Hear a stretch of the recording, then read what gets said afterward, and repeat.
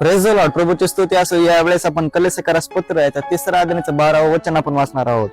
तेव्हा तुम्ही देवाचे पवित्र व प्रिय असे निवडलेले लोक आहात, म्हणून करुणायुक्त हृदय, ममता, सौम्यता, लीनता, सहनशीलता ही धारण करा.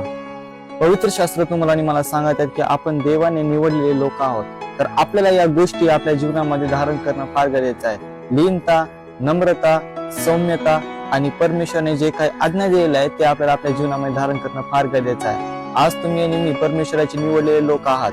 आज तुम्ही आणि मी आपल्या जीवनामध्ये काय लोकांसमोर दर्शक आहोत. आज आपण आपल्या जीवनामध्ये आपलं वागणं काय आहे, आपलं बोलणं काय, आपली सहनशीलता काय आहे, याच्याकडे विषयी लक्ष देणं फार गरजेचं आहे. कारण आपण देवाने निवडलेले आहोत, तर या गोष्टी तुमच्या आणि माझ्या अंतःकरणामध्ये आपल्या जीवनामध्ये असणं फार गरजेचं आहे, जेणेकरून आपल्या जीवनाद्वारे त्या जिवंत परमेश्वराचा गौरव होणार आहे. प्रार्थना करूया.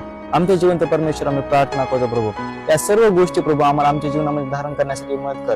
कारण प्रभू तू आम्हाला निवडलेला आहेस आणि त्याचं दर्शन आम्हाला, त्याचं दर्शक इतरांना दाखवण्यासाठी मदत कर, जेणेकरून तुझा आणि तुझा गौरव होणार आहे आणि आमच्या जीवनाद्वारे तू आणि तू उंच केला जाणार आहेस. येशू ख्रिस्त आमचा तारण त्याच नावामध्ये प्रार्थना केली म्हणून तू आहे.